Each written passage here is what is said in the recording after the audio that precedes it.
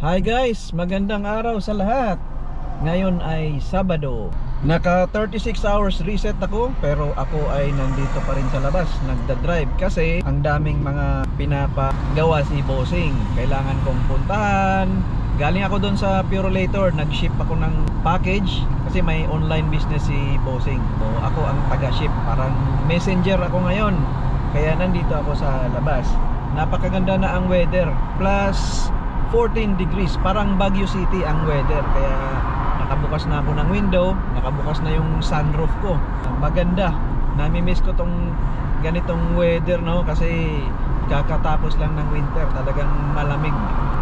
Ang Purolator doon sa kung saan ako ay nag-ship ng package, ang school ko, yung Alpine Truck Driver Training School, ay on the way siya papunta sa next na papuntahan ko.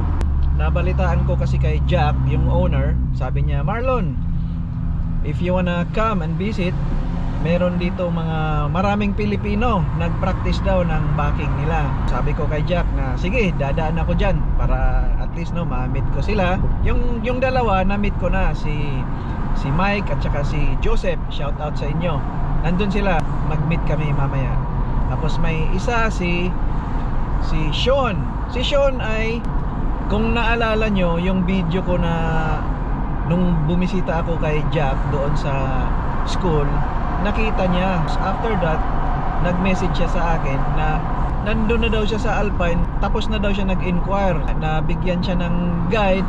Siya ay nag-take ng written exam sa tractor at saka air brake doon sa MTO, kasi yun ang requirement para ikaw ay tatanggapin sa school.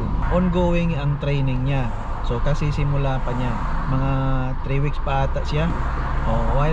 While nag-training siya, nandun na sa backing siya ngayon. So mamaya ma-meet ko rin siya, si Sean. Kahit papano yung videos ko nakatulong sa kanila. Ang first ko na stepping kanina, paglabas ko ng bahay, ako ay nagpa-haircut doon sa suki ko na taga-haircut sa akin. Since like 5 years ago.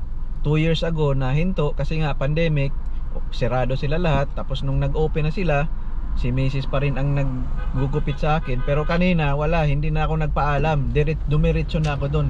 Kaya ito, bagong looks tayo, naka clean cut, summer looks na. Kasi naiinitan ako sa buhok ko, mataas na. Kaya ngayon, ayos na. Ewan ko lang kung pumupogi tayo, parang bati gihapon og naong, no, pero at least comfortable ako kasi parang hindi mainit. Pumunta ako ng Walmart, pumunta ako ng Costco. Yun nga, isa ang Purolator. Tapos ngayon papunta ako sa Alpine Truck Training Driving School. Napaka-busy ko today guys, naka-appointment lahat, nakalista na yung mga honey to do list. Yan, dapat magawa ko lahat, matapos ko, kasi hindi po pwedeng hindi ko tapusin yung mga honey to do list.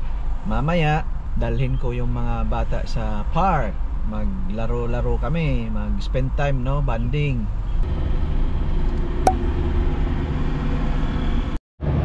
Ito na yon guys, yan, no, nagti-training sila, backing maneuver, lahat yan Pilipino. Yan, mapuntahan natin. Yan, no.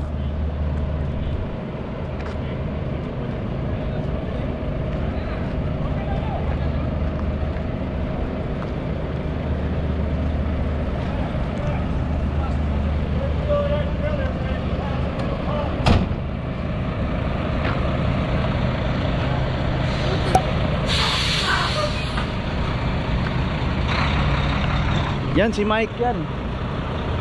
Malapit na yan mag road test sa June, first week. Ito naman si Joseph. Yan, Joseph. Yun si Sean. Tapos doon si Lorenzo. Yan. Yan ang pinakamatindi namin instructor. Yan. Oh. Yan. Master Trucker. Master Trucker, Mr. Clay. Right. So ito guys, si Sean. Siya ay bago pa sa Canada. Kailan ka? December 10. December 10, 2021. Oo. Oh, so bago pa ha. Ngayon ay May, December, January, February, March, April, May. 5 months pa siya dito. Pero nang nasa Pilipinas pa siya, ikaw ay bakit ka may idea sa Yun, tumitingin ako sa mga vlog sa inyo, kay Kuya Mark, kay Kuya Pinoy Tracker? Jess, Pinoy Tracker. Kay Pinoy Tracker, Pro ba yan? Yung kay Kuya Jess Luay. mag-ama, si Jess tsaka yung Christian. Tapos yung sa Alberta, yung mag-asawa. Sila Gilbert. So Pinoy Tracker Alberta. So nasa Pilipinas pa siya, nanonood na siya ng mga vlog ng mga Pilipino. Isa na rin ako dyan. Tapos yun, pagdating niya dito sa Canada, talagang wala na siyang mga ibang trabaho pa. Diretso na may trabaho ako pero part-time. Tapos ito talaga parang nasa isip ko talaga, puso ko ba na sabi ko maganda ang umpisa niya. Kasi ako, it took me 10 years pa bago ako nag-aral dito sa Alpine. Siya 4 months lang nandito na. So 3 weeks, ilang weeks ka na ngayon? 3 weeks. So 3 weeks siyang nag training, backing. Ang sabi nga ni Jack, yung may-ari na Alpine, magaling daw siya. Sabi ko naman kay Jack, basta Pilipino magaling. Rest assured yan. So, ito si Mike. Ito mag-road test na sa June. So good luck.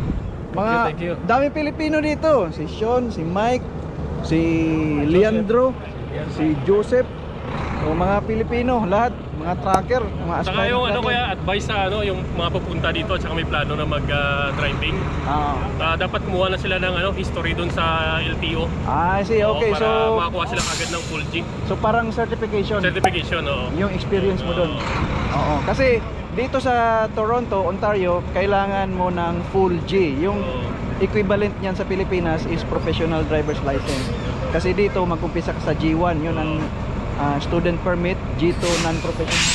Pero pag may history ka, you can jump in sa full G agad. Tapos right away. pag may full G ka, tatanggapin ka ng school, ng Alpine. Kaya yun ang ginawa ni Sean. Mga aspiring tracker. Ganda. Dati may buhok ako. Nung nag-training ako nawala na yung buhok. Bakit? Mahirap o saka ka excited? Sobrang excited. Yun. Tapos hopefully matulungan ko sila after makuha nila yung mga license nila. Kasi ako po ay natulungan, give back, payback. So ayun, maganda ang weather. Nung ako nag-training, ang lamig. Nakakita ko. Nagka-ice pa eh. Ayun si Leandro. Tapos si Joseph. Yun si Joseph, bata pa yun, di ba? 30 plus na. 37 yan na, 37. 30 Pa lang yung bata. Pero isip bata. pero wala ditong yung age. May nagtatanong sa amin yung age daw limit.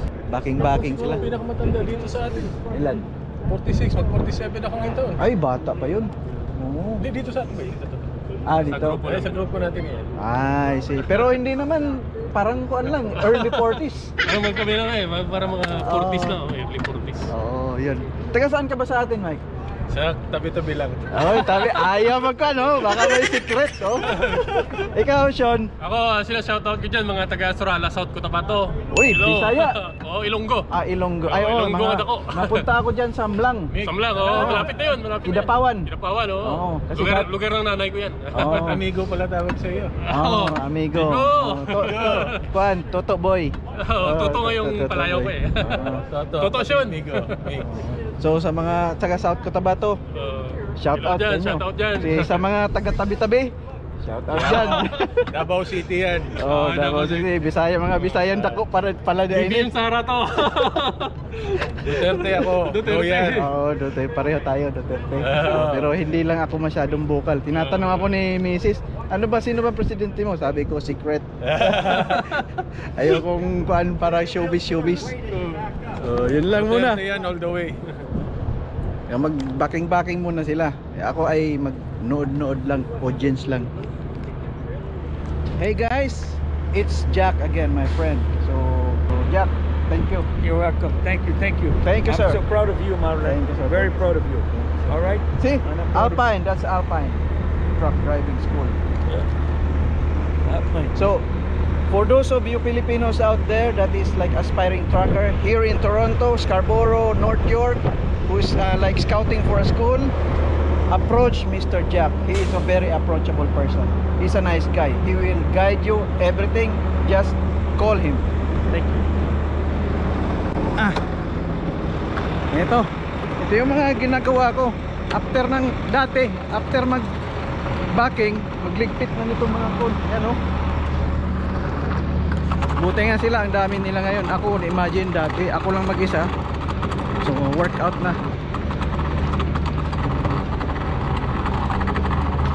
Dati, ako lang estudyante, ako nagliligpit lahat. Oo, bigat pa naman ito. Pero ayos lang kasi dati, sa trailer ko kinakarga. Ay, bulong. Sorry. Maganda kasi sa'yo lahat. Nakabaking ka kagad ba? Oo. Ang kaagaw. Ito, dito ko sa graduates. Yeah, no?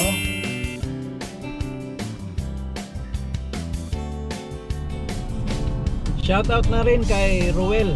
Kakaumpisa niya pa sa training. Sabi ni Mike, pang third day pa niya ngayon. Nandun pa siya sa loob. Hindi ko na siya nasama sa video kasi wala siya dun sa labas. Kaya kay Ruel, shoutout sa'yo. Good luck sa schooling mo. Baka sa susunod tayo ay magkita pag ako ay makabisita uli dyan sa Alpine Truck Driving School. Keep safe, drive safe, keep on trucking, and see you in my next video. Bye.